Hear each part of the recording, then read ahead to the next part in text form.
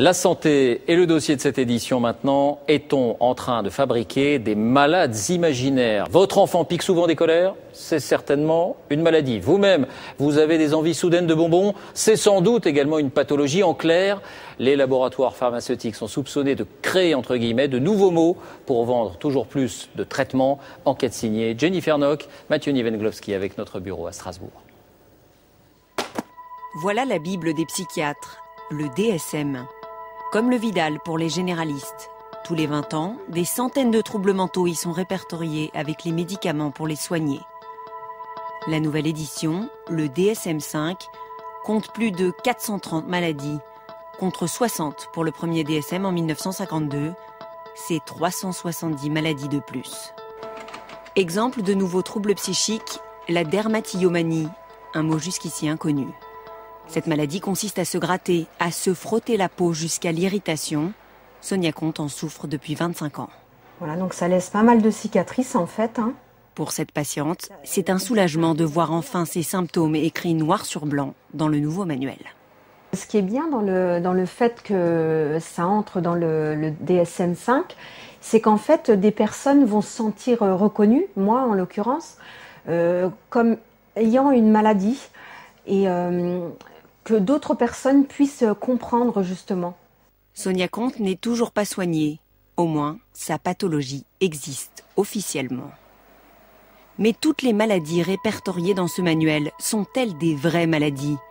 Est-ce qu'il n'exagère pas certains symptômes? Entre les lignes, n'y aurait-il pas des intentions cachées, celles des grands laboratoires, pour créer des maladies imaginaires? Parmi les nouvelles maladies recensées dans ce manuel, des symptômes très classiques, comme la gourmandise. Par exemple, s'il vous arrive de manger en dehors des repas, en grande quantité, au moins une fois par semaine, vous souffrez peut-être d'hyperphagie incontrôlée. Autre cas de figure, imaginons que votre enfant est irritable, il fait aussi plus de 3 colères par semaine. Attention, il souffre peut-être d'un syndrome dit d'humeur explosive. Et derrière tous ces syndromes, il y a des perspectives de traitement. Voilà justement ce que dénoncent plusieurs psychiatres français, comme Patrick Landman. Les laboratoires ont beaucoup poussé à des nouveaux diagnostics parce qu'ils avaient des médicaments qui pouvaient éventuellement cibler ces nouveaux diagnostics. Et moi, je considère qu'avec le DSM-5, on ne pourra plus être normalement angoissé, normalement en deuil, normalement un peu déprimé. Aux États-Unis, les opposants ont décortiqué la logique. Ils ont pris l'exemple du trouble hyperactif. Le DSM a rallongé la liste des symptômes. Automatiquement, cela a créé plus de patients, plus de médicaments vendus.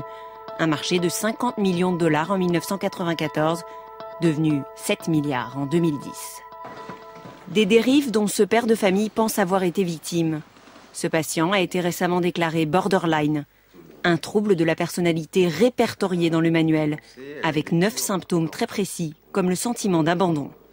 Pendant 4 mois, il a pris des antidépresseurs et s'est senti encore plus mal.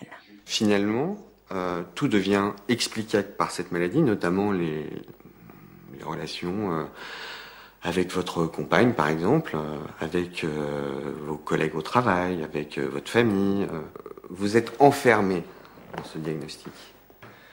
Rien ne changeait. Pour son nouveau psychanalyste, c'est la preuve que le surdiagnostic peut parfois être dangereux. Le sujet va se conformer à ce qu'il devrait être, c'est-à-dire que vont augmenter sa peur de l'abandon, son stress.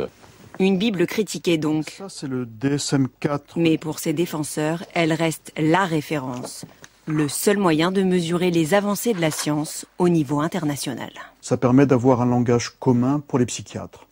Auparavant, il n'y avait pas vraiment de définition des troubles mentaux et chaque psychiatre pouvait comprendre à sa manière les différents diagnostics.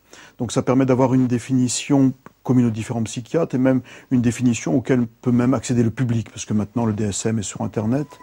Aux patients et aux médecins de trouver maintenant le mode d'emploi pour ne pas prendre ce dictionnaire au pied de la lettre.